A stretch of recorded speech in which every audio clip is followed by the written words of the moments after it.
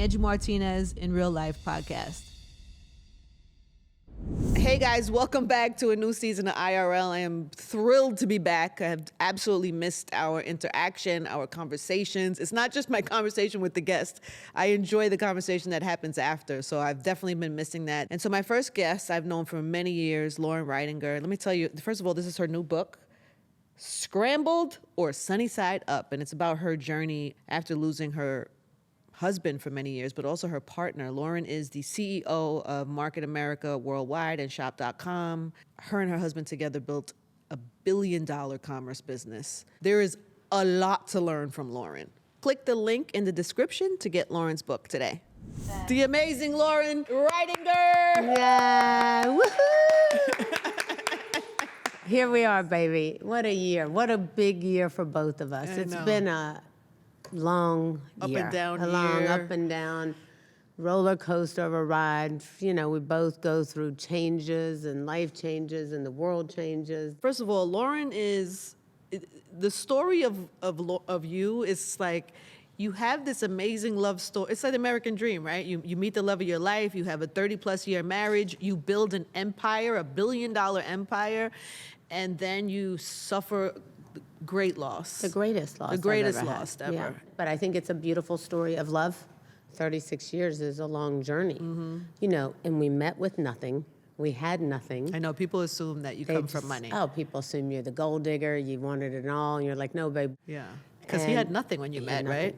When you say Zero. nothing, is it No, nothing. We borrowed macaroni and cheese from my mom and dad.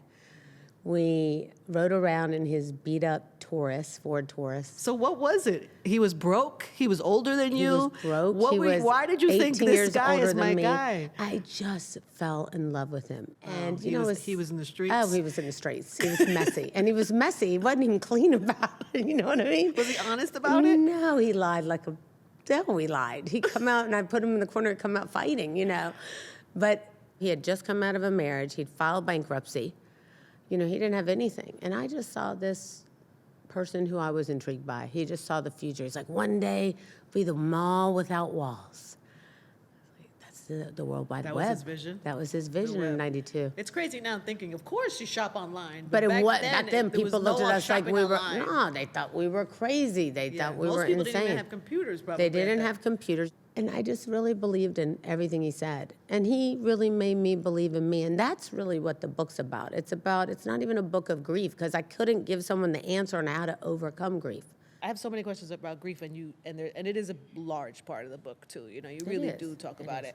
But I just want to go back to the beginning a little bit, because you talk about just the love story of it all, right? You're 30, you meet this guy, he does change for you, which is not a small thing. There are women that is the big thing in their life. It's like you meet a guy, you really like him, but he has all these women. How do you know that he will change? How do you know? I saw him coming around all the time.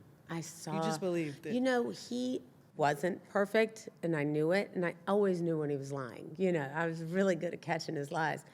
But when he was trying to change, I could see it too. He always knew how to talk to me. He always would tell me, like, I'm not perfect. I want to be perfect for you, but I'm not perfect. Was he honest about the change? He was honest that he was working on it, and that was a lot for me. And I think doing the work is part of the problem that most people won't do. He was willing to do the work. And I used to tell him, I only know how to operate from love. Mm-hmm. Where do we go from here? How do we survive in this relationship if I'm the one coming in and putting all the love in, and I feel like you were taking advantage of it?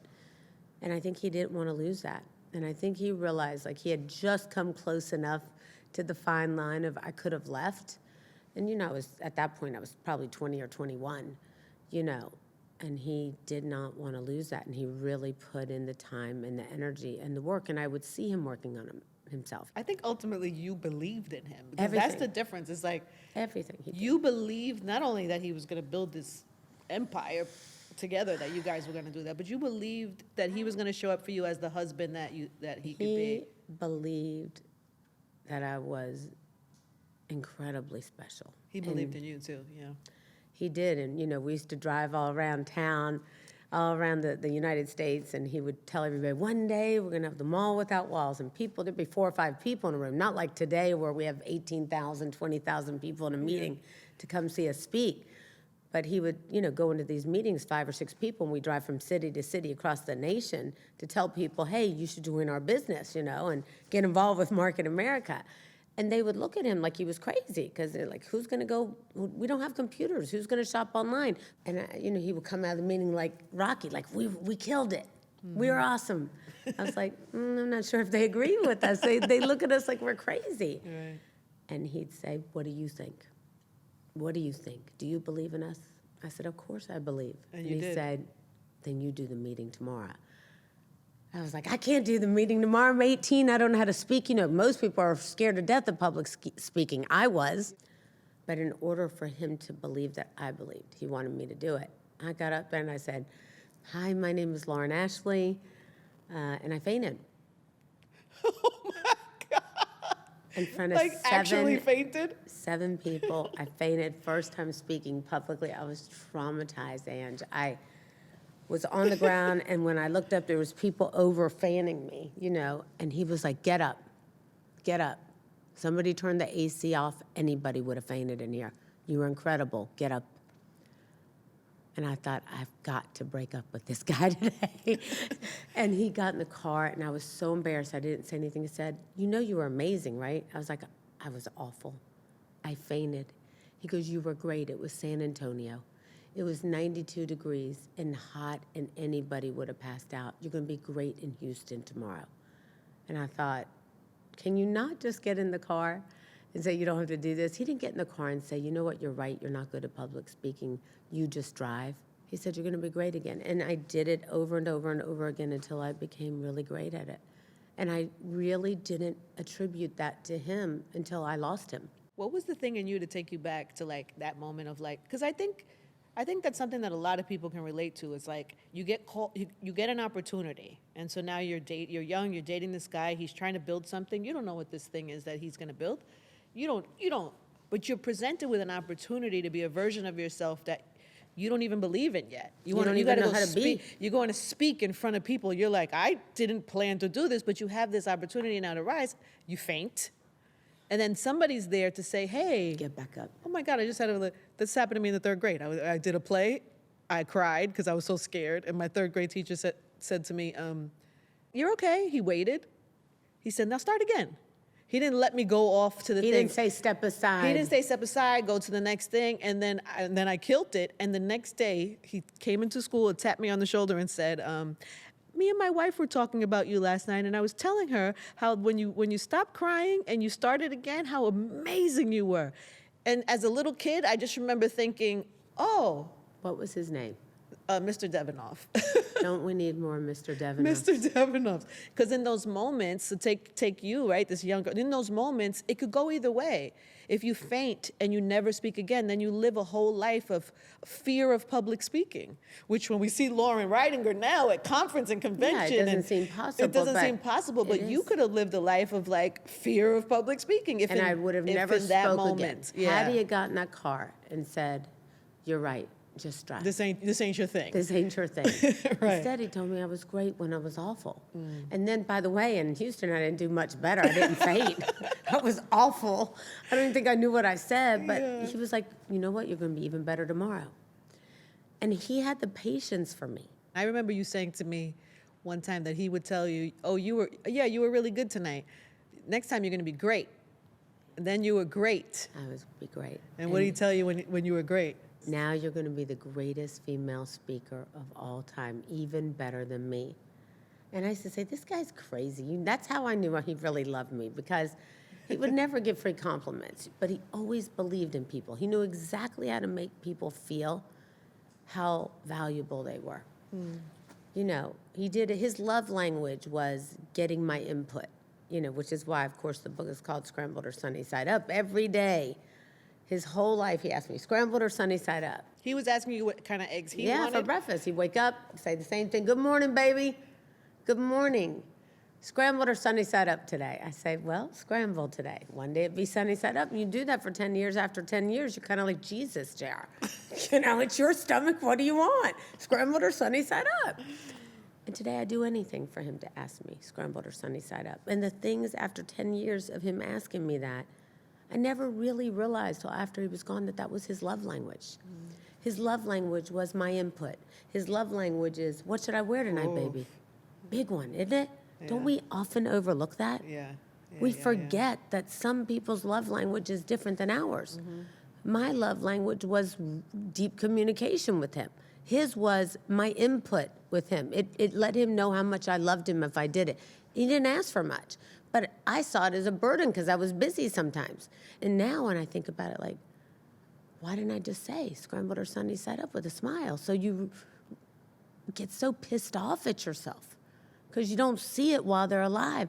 And that's part of the book is about seeing those things. Yeah. Before you have to lose someone. Grace for that. I mean, we all, the term, you don't know what you got till it's gone, is made for a reason. Like, we never think about the things in the moment that there it is. We are going to miss. There it is. And I guess part of it is seeing them while you have a moment.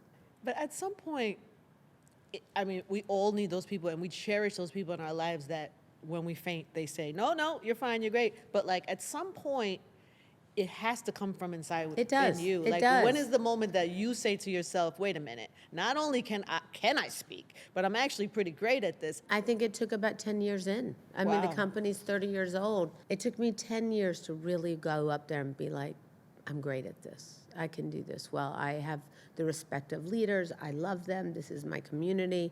It's where I belong. But when he died, that all died with me, with him. Part of me died that day.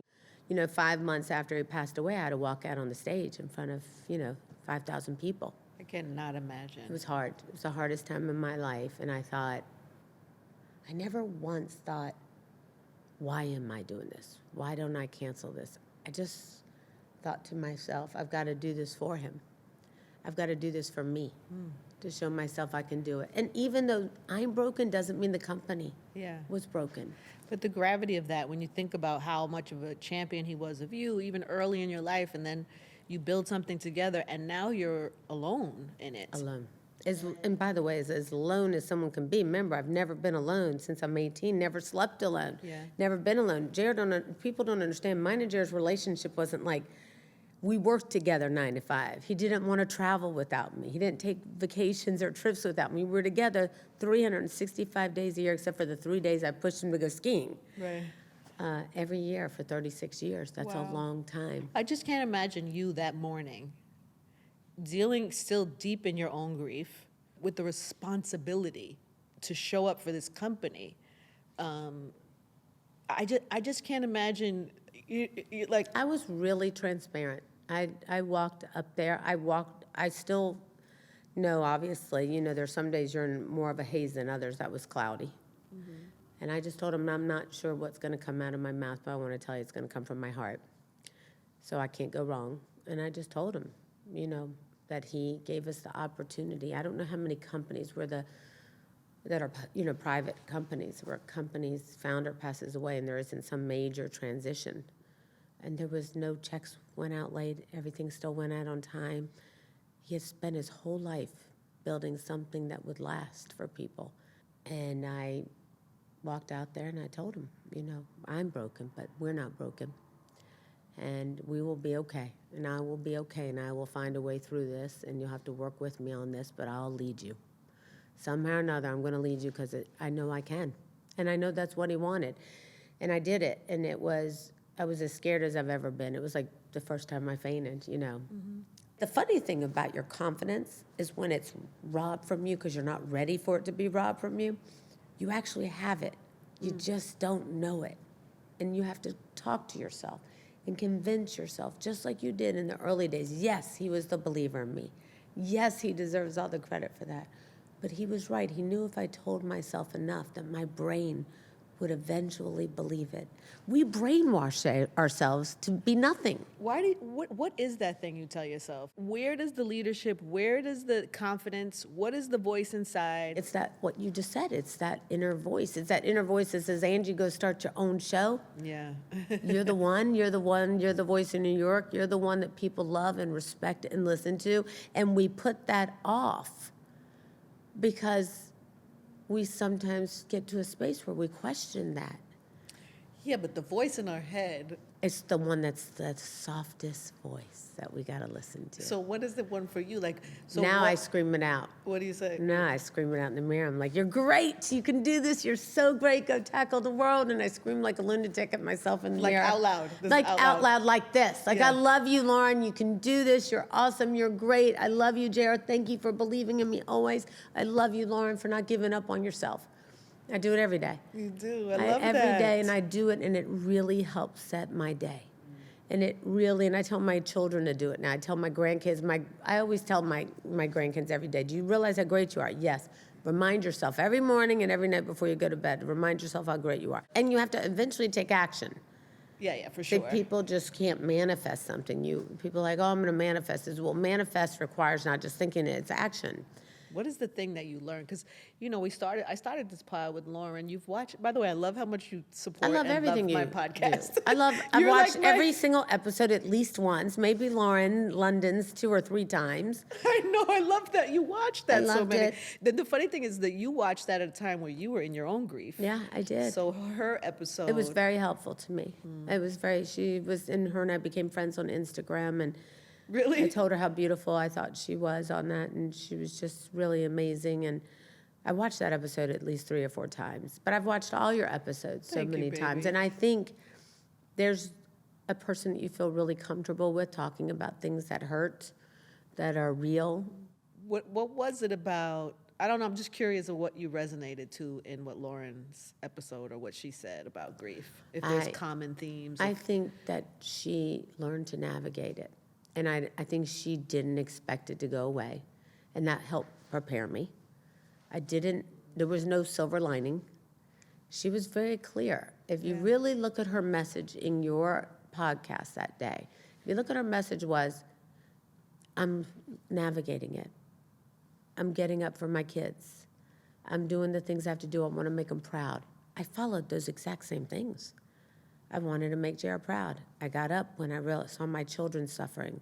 I saw them see me suffering. I remember Aiden on Christmas. Jared died August. Christmas, he wrote a letter to Santa. He said, Dear Santa, all I want for Christmas is the Darth Vader helmet and for my Mimi to find some happiness without Pop Pop. I remember thinking, oh my God, they can feel my pain so bad. And Loren had expressed that she had incredible pain and that it didn't go away. And in a roundabout way, she saw her children, things that would have to make her get up and move. And for me, I did the same thing. And I think her message was very clear that there is no solution for grief. It's really just an extension of love. So you will grieve as hard as you have loved hard. It's funny because she said something to me. I don't know if it was inside the episode or while we were talking after. I think it's in the episode. She talks about love almost. It's like grows. Yes, like it grows. Love like her relationship grows. with Nip was still very. She was My very relationship connected. has grown. Yeah. Even more without Jared, if that's even possible. It has. And I never kept a journal before. Now I keep a journal on my phone. It's thousands of pages long. I communicate all the time. Our love grows all the time. I thank him all the time. I think grief is an extension of love. And she says it. Love grows after we lose someone. Because she's right. Grief and death don't eliminate love. It makes it grow even more. And we end up having a better relationship with it in some strange way. And I learned that from that podcast. There's something that I haven't experienced and don't know, and people that I know that have gone through grief, this is a thing too, is like the way people perceive you, like the word widow, right? Awful. I hate the word widow. Do you know that the state terminates your marriage upon death? I didn't know that. What do you mean? I didn't know that. Like, you're no longer married. You don't because they terminate your marriage upon death of a spouse. So that's why they have a box for widow, because you can't check the box married. And that pissed me off. I was like, I don't think it's anybody's responsibility to terminate my marriage but me, and we chose not to. But they do. They terminate your marriage. That's why there's another box called widow. And I didn't understand. I searched for the answer. I didn't know why. I hated the word. And I was like, I check marriage still. You still check? I still check married. I don't give a shit. I didn't like it, but they do. That's why it's there. The state terminates your marriage upon the death of a spouse, which means you're no longer married. And to me, I felt that death isn't the decision of that. And so I would still check marriage, but the word widow is painful.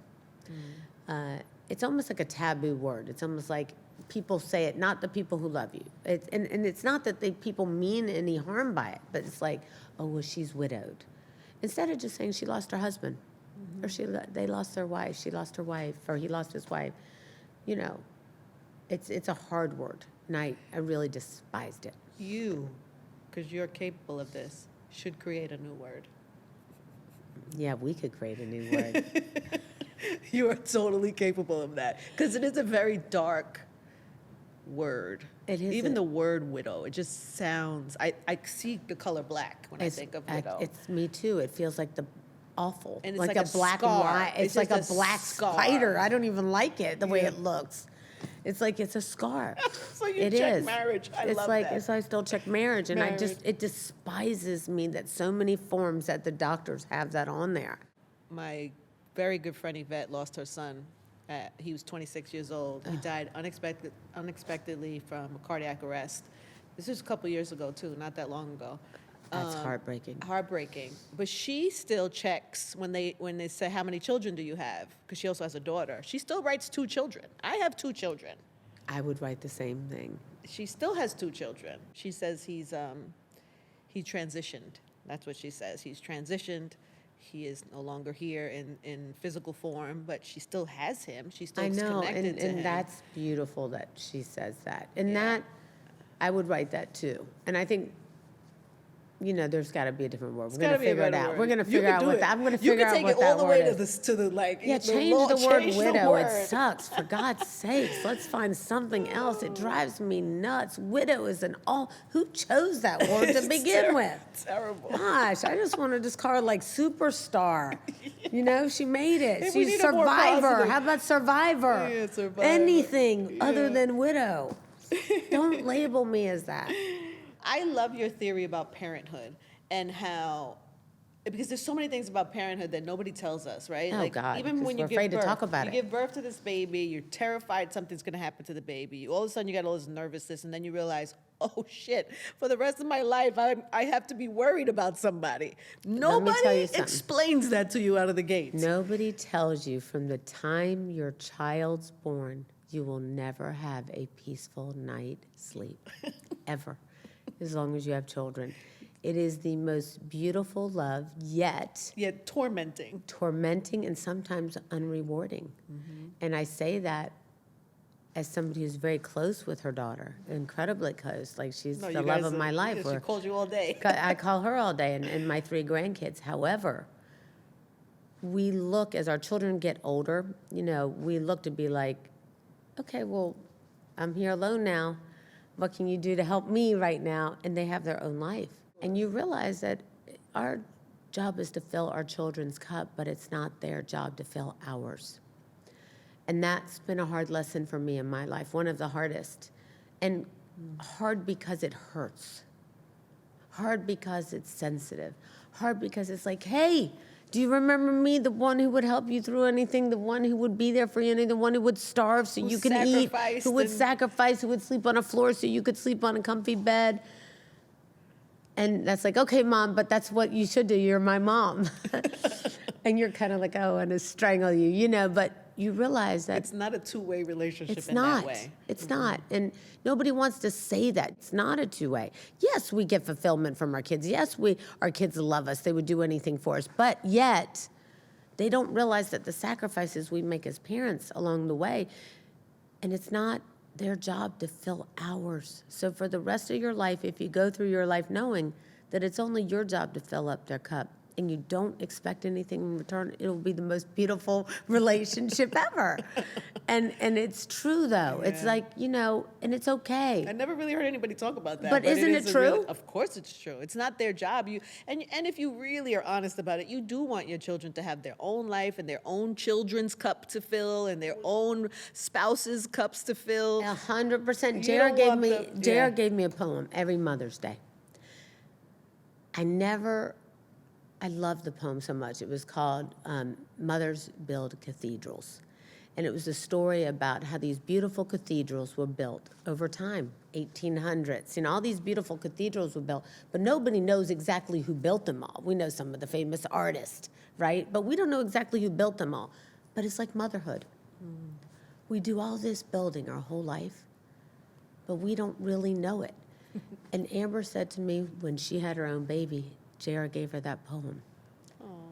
And she said, Mama, you know what? I've read that poem every year that Dad gave me it.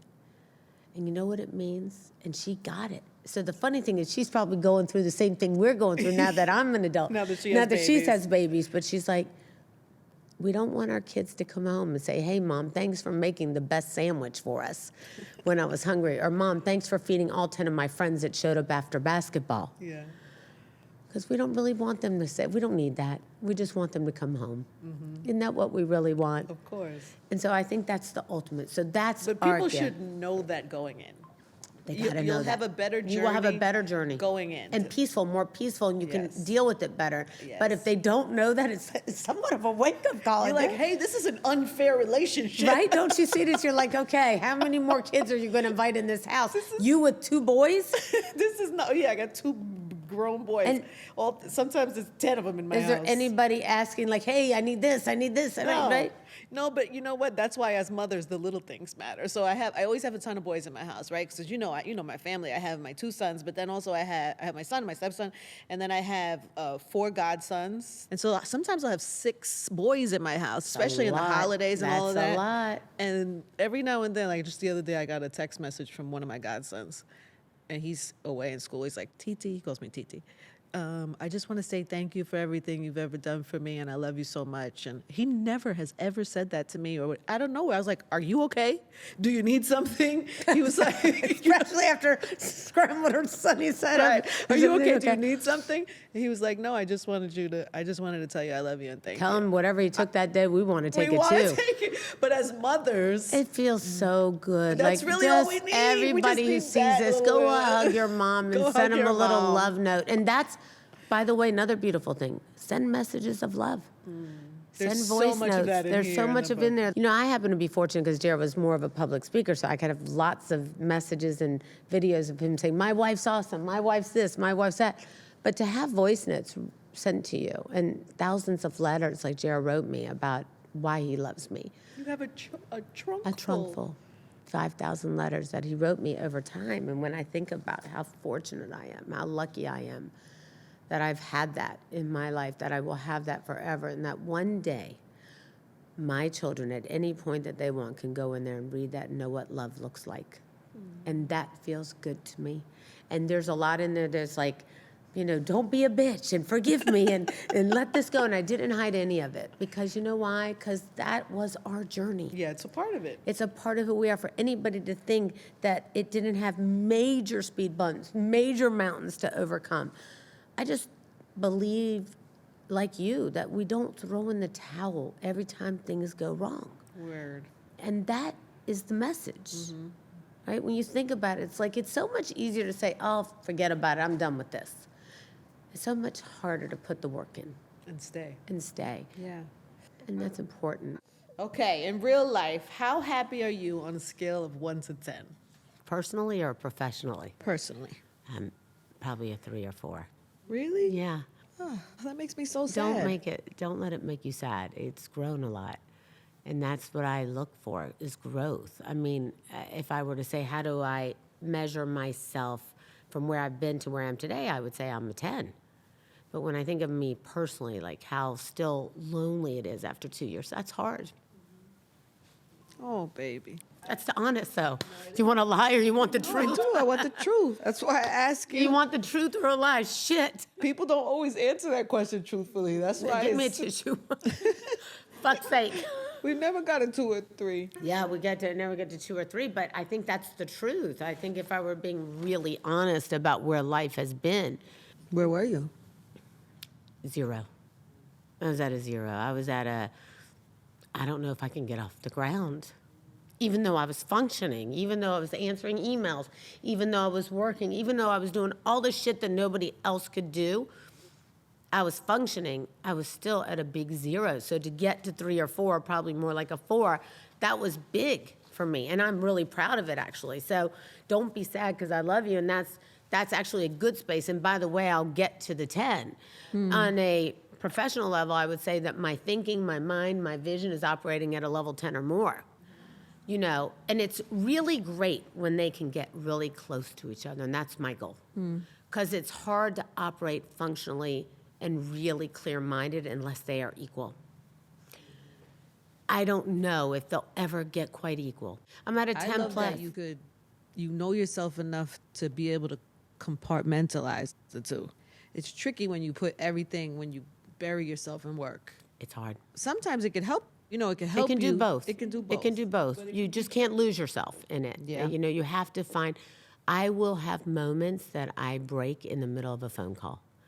And I found grace for myself in those moments. What do you mean? Meaning I could be on a conference call, everything's great, my team knows, everything will be going great, I'll have a great conversation, and something triggers me. And it could be just a word, a thought, I hear something in the background, and I just start crying. And I realize that my life is different than it used to be, and I miss that life. And I wish it wasn't like that. How do I keep pushing through? How do I keep going? But instead of punishing myself, because I can't explain that wave of pain, I don't think you can. I don't think you know how to say, like, it hurts. People will never really understand it till they go through it because of exactly what you said. The only answer is what you said, we don't talk about it. The only answer is what you said, we don't talk about death. Isn't that crazy? Yet we all have it in common. So we're not ready for it. So when I start crying, I just say, excuse me, guys, give me a moment. And I've learned to say this, if my grief makes you feel uncomfortable, it's not my problem. And I have to forgive myself for that. And I have to have grace for myself in times of the hardest moments of my life. And I've learned to realize that I can still do things, even in it. And that's the thing. So often we use what we're dealing with as an excuse not to get where we need to go. We use that as an excuse and we procrastinate life and time. I know that you were a victim in your past, but that doesn't mean you need to continue to be a victim in your future. Yeah.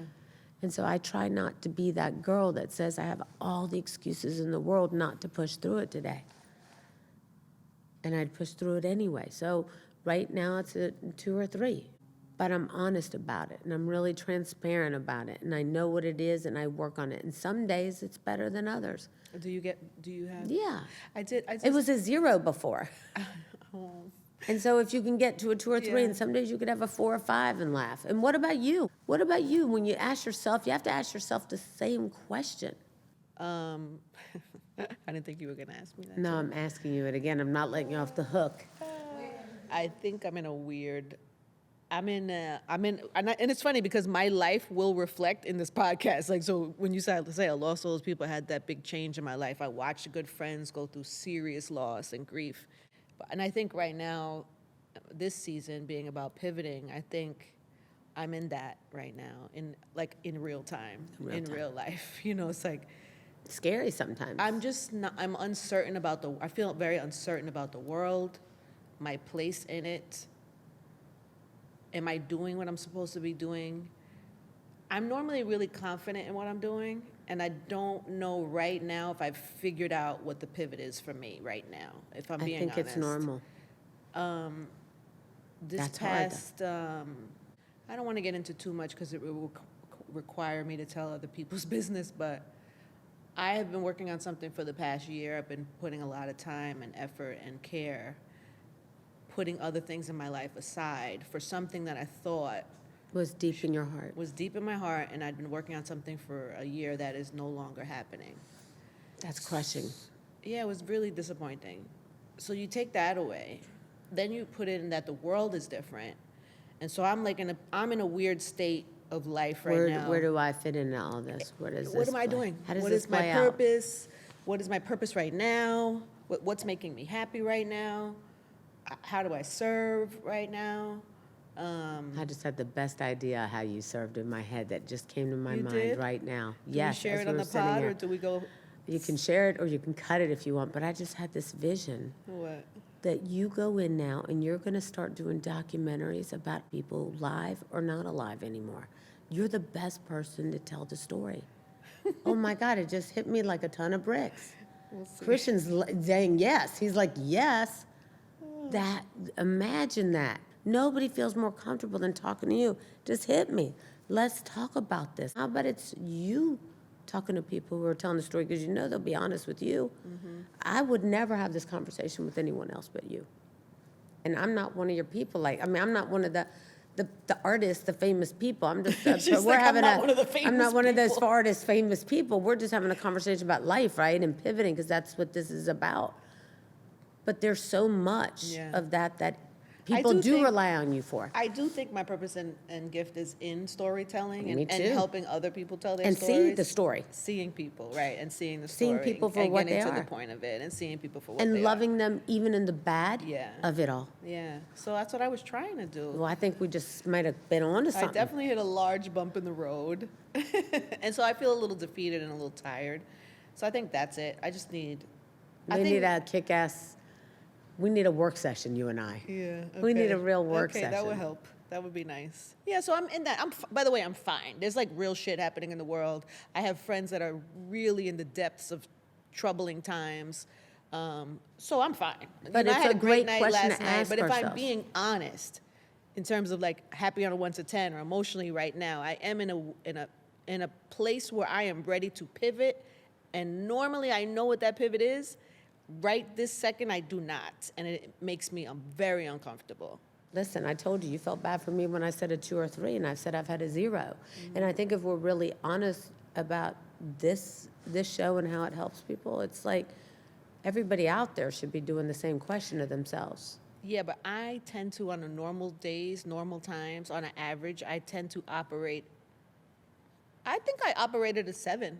And I have days that I'm like, I in did great too. mood, I'm in an 8, 9s even, 10s is, that's like the best times of life. Like, we save we it for all that. have it. But I operate mostly at a 7, I think. So being at a 5 is not comfortable for But me. I think part of it is that you got to separate the two a little bit. Ooh, that's good. I needed that. You got to separate the two a little bit and put the Angie personal aside. You, your family life, your home life, what makes you happy there at home is a different number than where you are in your professional mind and where you're going. And that's a big step, and I think people... Oh my God, that's so good for me. I need that because I only have one number. Yeah, it can't be. We can never be exactly the same. It's never, they can be close. For mine, they're way off right now, right? And mine is only a 10 plus in business only because I'm looking in the future and I know it's coming. There's the world of AI, technology is changing, e-commerce is changing. People don't care about necessarily just shopping online anymore. It's going to change. I'm just going to be ahead of it. But I love when they're closer. I don't like that one's a 2 and a 3 and one's a 10, but one day they'll get closer. If I could get 7 and 8s, I'd be really happy. That's great. But here's the good thing. If you do it every day and you think of it on a personal level and a professional level, you can gauge your growth each day. You can start to see what it was that affected me. And I choose not to put myself around certain things that might have affected it, right? Yeah. I think in order to really get where we want to go, if we keep them separately, we can still grow on both sides. Yeah, for sure. You're amazing. I love you. I think that's beautiful. We were talking about the pressure of you, you were talking before about how like you would sleep on the pillow by yourself and have to get up, and that day of you having to do convention that day. And just now running this empire on your own and all the stuff that, the pressure that comes with that. And it's funny too, because I have golf, like I golf now, and that's really been such a therapeutic thing for me. Oh, yeah. And every time I mention golf around you, you're always like, I'm so happy you have that. I'm so happy you have it because I think we all need something. Yeah, I was We wondering what all your thing is. Do you need have your something. thing yet? So I don't know it yet. I think sometimes it's like I'm OCD anyway. You know, I keep a perfectly clean house. Yeah. If I start a Lego, I've got to finish it with the kids. Yeah. You know, 1,000-piece puzzle. 1,000-piece puzzle. You know, I like things that make me think. I like to keep this really sharp. It's the thing I got to, and you know, Jerry used to say, what's the one thing you worry about the most? He's like, keeping this really sharp. And that's really my message too. It's like, I really work on that. I don't. How do you rest it though? It's hard. It's hard to turn it off. You know, sometimes you just got to get around your girls. That's where your girls fill the space of saying, no, we're going. Let's go. Put your clothes on. We're going to go down the street. We're going to go grab a bite to eat. We're going to watch this ridiculous We're going to watch. By the way, last night I watched this great. I watched you as the nurse on Lisa on Lifetime. Oh my God. It was so good. I'm watching the movie at 3 a.m. on Lifetime. Did you know I was in it? Hell no, I didn't know you were in it. By the way, I was working and watching, and I wasn't trying to watch it, but I was thinking, Jennifer and I used to, ooh, baby, I think I love, you know, we were, and I was like singing the song, and then I look up, I'm like, oh my God, it's Lisa. Must be her like show on Lifetime. And I start watching it, and I'm working on a presentation of mine, and I'm watching, all of a sudden, I see she's in the hospital, and she's battling breast cancer. Nobody knows. Yeah. Which, by the way, I was inspired by that moment. I was really inspired. And one thing I do, and some people consider it work, but it's not work for me, is I look for success stories like that in my mind to keep me going. And I didn't know she had breast cancer and that she was hiding it from everybody else. And she's sitting on the hospital bed, and the nurse comes over and she tells the doctor that she's going to help her and go with her and take care of her. And I turn around and it's you. And I'm like, what? Angie is in, she's the nurse, and I didn't even know you acted in that. I was like, what? I didn't know you were in it. How would I know that? So I forgot to tell you. I don't know. My mother always yells at me. She's like, you never tell me anything you're doing. I'm like, I don't know. I just do stuff. I'm like, when did you do that? When did you do that? A couple months ago. I was blown away. And by the way, the whole movie's great. You liked it? Have you seen it? I haven't watched the whole movie yet. I'm gonna Well, I watch it tonight. TiVo'd it, so I'll watch it tonight. again. Yeah, I'm gonna watch it tonight. I saw like a rough cut when they were working on it, but I haven't seen it. Oh, I thought it was an old movie. No, I it just didn't know dropped the February 1st. It came out. how I ended up watching it last night, and I was so moved that I TiVo'd it, so inspired, and I didn't know her story. I just loved her. Yeah, but isn't it funny how you can love someone and not know their journey? Story. Yeah, for sure. And so that's something that keeps me going. But especially that I turn it on and there's Angie in it as the nurse. She's getting ready to go on the tour with Lisa. And so I loved it so much. I wear many hats, Loren. Many hats, baby, many hats. And that's why I love you so much, because when we think about grief, you don't have to lose someone to have grief. I mean, going through what you went through in the accident is grieving. Part of you from then is, how do I get back to what happened? How do I get back to where I was? How do I get back to me? How do I get back to who I was and where I was at that stage in my life? And for you even too, because really it For says the end, you'll see. living your best life after losing your greatest love, right? Living your best life, but you're not over the grief. You didn't fix the grief. Every day. I suffer every day. I just choose to get up anyway. Yeah. You know, I suffer every day. There's not a night I go to bed that I don't suffer crying for at least 30 minutes. There's not a day that doesn't go by that I don't miss the Loren that I was before with JR. I miss that life. I miss our life. I miss him. I miss me. I miss all of that. I will never be the same. But I have to get up anyway. And so I'm finding a way to thrive through it and not just survive. And I think that takes real effort, and I know that, but I'm up for it. I'm up for the challenge. I'm up for the ride. I'm up for the journey. It's a new page. It's a new chapter. And here's the good news. We get to author our own life. We get to author our own book. We get to be the director of our own movie. And we only get one shot at this that I know of. I'm going to give it the best shot I got. And that's why when I see you, and you know, you don't talk about it much, but I know that journey that you've been through, that accident. I know the Angie before, and I know the Angie now, and I love her both. But there's a lot of changes that came with the new one, right? For sure. New journey. And that was like having to adjust yourself and find this, you know, you look at your life then and say, okay, well, maybe I like this a little bit better, and this is not as much. But then you learn to navigate no matter what. You show up. Yeah, for sure. And you realize you're like, I have all this still. Yeah. And it all still exists. And it will never leave me. And I will always have him.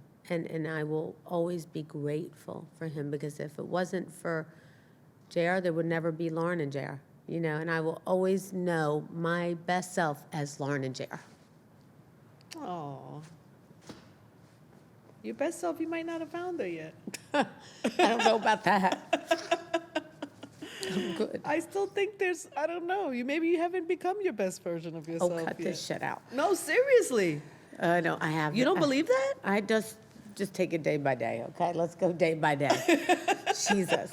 I love that you're so honest. She's like, bitch, Jesus. Let's I say, don't have bitch, all let's the take it day answers. by day. She does not, listen, in this She book, wants me to find the best of me still. I thought the best of me already happened. no, I'm just listen, enjoying the this best life. of you doesn't have to mean, the best of you the could be best of your quiet. days can still be ahead. I'm not sure that mine are still ahead, but yours for sure. Why? I'm going to be rooting you on like crazy. Why? You don't have to find a love like that again. You don't have to have, like, there could be other things, yes. I could have, my career is still popping. Everything's still going. I'm thinking sharper than ever. I'm clearer more than ever. I'm more clear than ever. I'm more aware of life like you are. You have to face death to see life. Mm-hmm. But you don't believe. Oh, shit. Here you go. No, I'm asking. That's a real question. What is it? You don't believe that the best version of you could still be in front of you? It's possible. Anything's possible. But do you believe that? I believe it's possible. How's that? Okay. I believe it's possible. And the fact that I believe is more than most people believe in themselves. The fact that you're ready to fight me over it I'm right ready now. to fight you over it, only because I'd rather talk about you than me. But and the truth of the matter is because most of us never believe as it is, and I already believe in myself again. But you know, I just try to keep an open mind for what the future looks like for me. I know the future's really bright when it comes to work, and my creative side exists. That's what, I have a gift for that. You know, JR used to say, you could take anything and turn it into gold. I know that now. I understand it now, and I don't need JR present in the physical presence to remind me of that. I remember now. But it's taken a long time for me to see what it looks like. And I know it makes you and my other friends sad when I say, I don't know what this life looks like for me. It's personally, because it's hard to see that. No, I think that you believe in yourself, and I think you're probably proud of yourself. I don't want to speak for you, but like in terms of your business and what you've been able to, the shoes you've been able to step into, how you've managed to, in this time, by the way. This is the first time I'm ever talking about all deep shit like this, so yes. This is hardcore stuff. We're this exclusive, folks. This is exclusives of exclusive gets. We're in the nitty gritty of we're deep in the woods, as Lala would say. Listen to real life. Lala would say we're deep in the woods right now. We're in the real life of it all. Yeah, we're in the real weeds. thick of it all. But I think if you take your real life out and you take yourself as an entrepreneur and a leader and a businesswoman. I'm proud of myself. I think learning to operating independently of what my professional life looked like has served its purpose very well. Okay, you ready for my in real life I questions? am ready. Shoot. IRL. Can I be ready for anything else? These are quick. What else can there be? You don't have to answer them quick. She's over there laughing over there. What else can there be? Yes, I'm ready. We know all of your business. Tell me everything. Well, I gave it all to you. It was all transparent. We didn't really go so deep. And you are, listen, we're talking about the human. This book, Scrambled or Sunny Side Up, really is like more about the human side of you. It's the human But if side. we take that away, because I've witnessed the other side of you, which is this leader of this company and this... Which in short term, by the way, is very simple. We spent 33 years now helping other people become little entrepreneurs, having their own e-commerce business. That's it.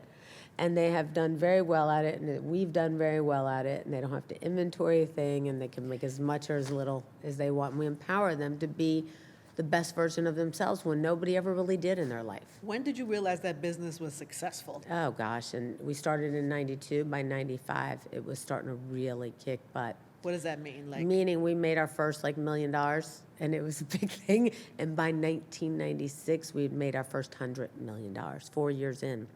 Unheard of.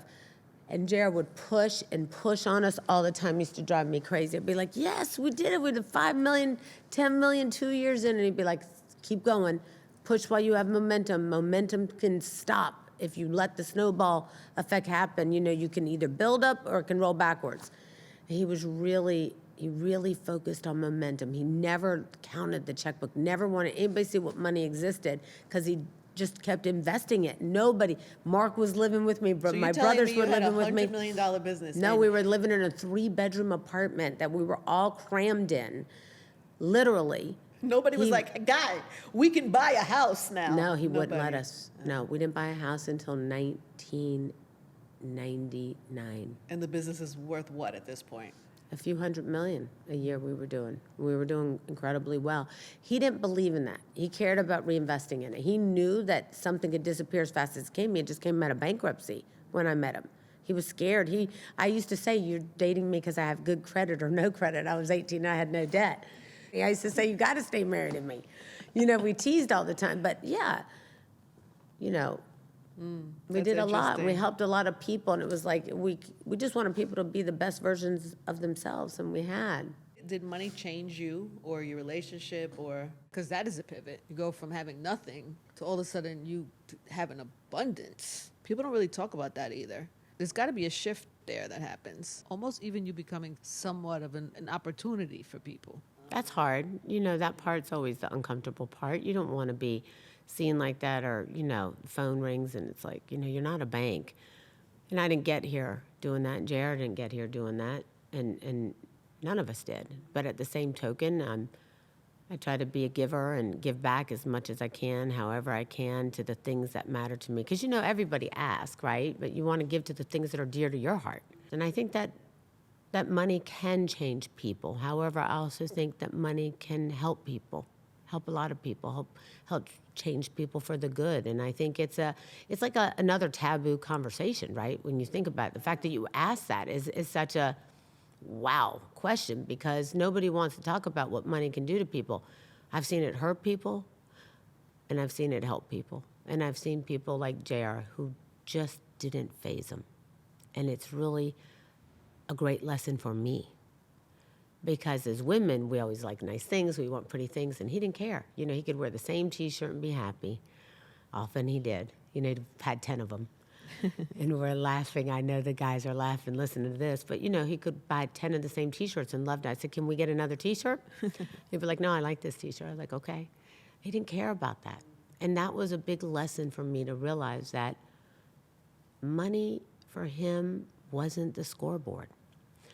And I learned to realize, and I'm trying to teach my children the same thing. Like even right now with money, I have a conversation with Amber and I say, we're partners in this. I'm just a custodian of this. It's not mine. It's not yours. It's not even your children's. We got to be a custodian and be responsible. And how can we help as many people as we can with it, while helping ourselves, but helping as many people as we can? And I think that's got to be the message. I think that's got to be the message, that Dare didn't just build this for it to belong to me, to have things, or for him. And he wrote the word, "You're a custodian." And a custodian meaning a custodian for not just what I've given you, but what you'll give and what she'll give. And I don't want us to be foolish with it, because we can make it last for a many of generations and help a lot of people if we do something different. I look at some of those big families, the Rockefellers, the Carnegies, those people are still around, who still give. I hope my daughter can spread it out like that too one day. And I hope it can pass it on to help other people one day. And I hope she's very sensitive, so I know she knows the value in helping people. And I think that's the real message in it all. Because we can't take it with us. And you go, and God calls us. There's no U-Haul behind us bringing it all with us, the Birkins, the cars, the homes. They don't really matter. And you know what I learned about money? That I don't give a shit about it after I lost the person I loved the most. I'd give it all back just to have him back, That was beautiful, baby. I love you. That's really what it's about. Yeah. Because people look at your life and they're like, she married a rich guy. Okay, she got great friends. She got this. But listen, my friends are all the same as me. See, money is just relative for all of us, right? But putting money aside, it's success. We're not looking to say, I want you to be your best Angie so you can make the most money in the world. No. Nobody says that. Nobody says that. Money is a thing, though. I know it is. I know it's a thing. But it's a thing it's the thing that it makes life easier, certainly can make life easier. It is a thing that exists. It can affect certain people. We know that. We've seen it. We're seeing it live right now. right? But it's also a thing that can hurt others in ways if it's used wrong. And I think it's how you use it. It's how you see it. It's how you treat it. It's how you, for me, it's like I don't want to touch it. I just want it to keep growing, be the custodian of it sometimes. What do you still want to do?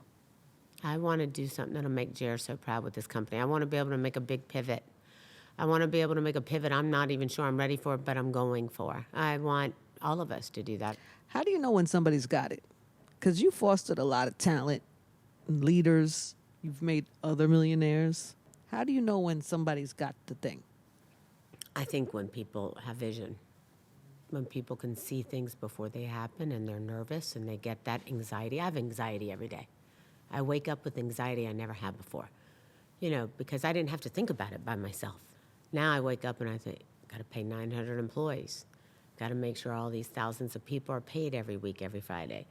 Our salespeople, I got to make sure that the business is growing. E-commerce is not just the way anymore. And so I have anxiety every day. I have anxiety about what the future looks like. How do I keep up with technology? How do I keep up with AI? How do any of us? Yet I still believe in my heart of hearts that human touch matters and that you cannot replace a touch, a hug, love, or life in that capacity. And so I think we need both. How do we win? By mixing both. How do we win? By getting where we need to go, by using the best of technology and the best of people. And so when I say, how do I know that people have it, is I look to see how much research they do, how much they want to know, how much they're looking at.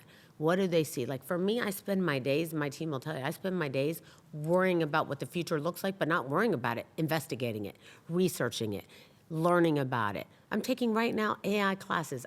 I'm taking 6 AI classes a week to learn AI. I love that. I do that because I want to be better at it. I can't just rely on the guy at work to do it. The people who are going to make it are the ones who are doing that. Yeah. And then there's always that occasional group of people who work with you who are willing to do it too. And the ones who are out the door when you're talking about something important or they can't be there, you just know. And that's okay. Not everybody will be as invested as you are. It's not their role to.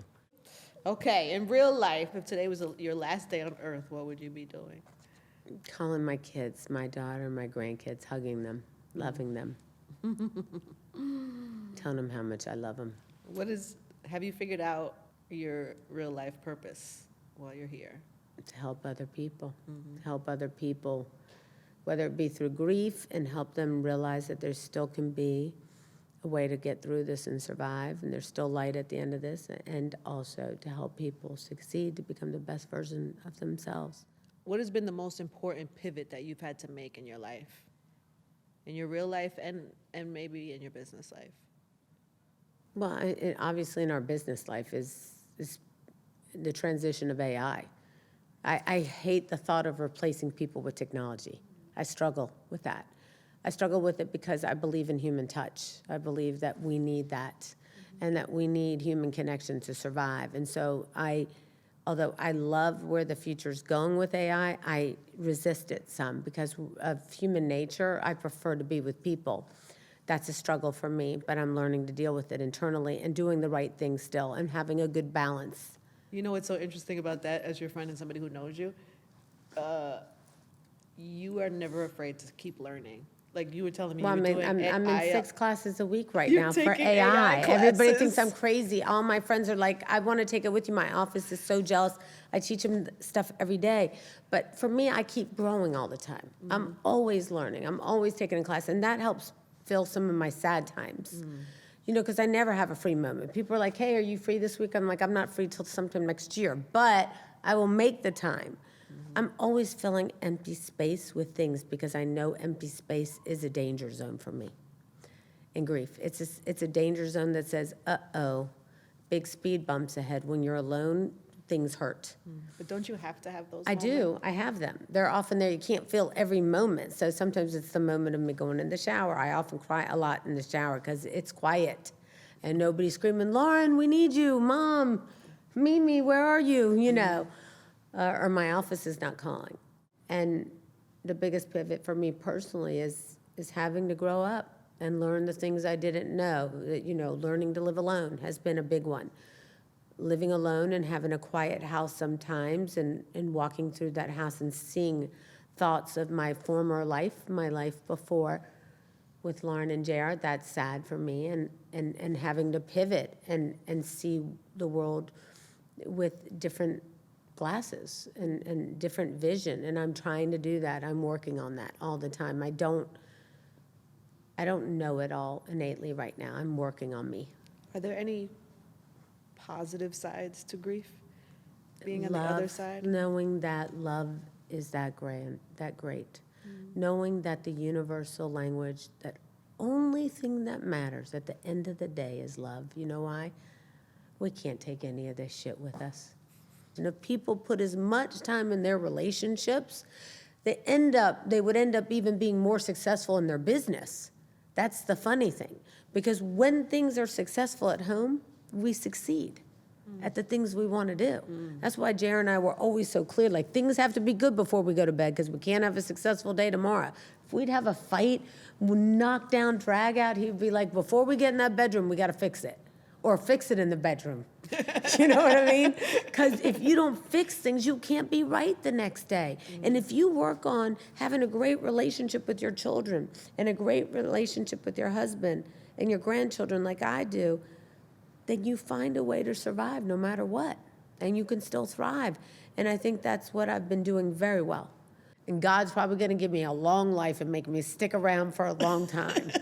You might as well have some fun and make some joy. I gotta find a way to navigate through it, and that's what I'm gonna do. That's what I'm doing. One of JR's my favorite quotes of JR's is the dash. Yeah, go just to do. What are you gonna do with the dash?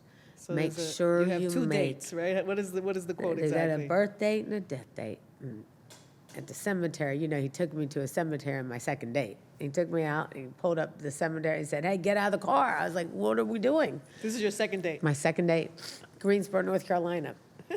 And he was driving like 85 miles an hour down the road. I was like, "I'm not sure if you know this because you're not from Greensboro," and I'd lived there for a while by now. I was like, "It's 35 miles an hour here." He's like, "Well, that's okay. If I had a license, I'd go faster." JR. That's exactly what he would do. And he was going so fast. And I said, "Where are we going?" He said, "It's a surprise." I was like, "A surprise? What are you talking about? It's a surprise." We pulled up. It was a cemetery. I said, "Well, I don't know what kind of surprise this is." Now I was starting to think I was in danger. Really danger. Like, who's this crazy guy? No, I thought I was going to die. I thought he was crazy. And I was unsure because he was nervous energy. And I think he was nervous. Going 85 miles an hour down Wendover Avenue in Greensboro. And he said, "Get out." It's like, "For what?" He's like, "Just get out. Pick any one of them." Walking up and down them. "Pick any one of them." I was like, "Okay, that one." He's like, "What are you telling me about that one?" I was like, "I don't know. I don't know him." He's like, "No, what does it say?" I was like, he goes, "Every one of them have a birth date, and every one has a death date. And there's a little line in between.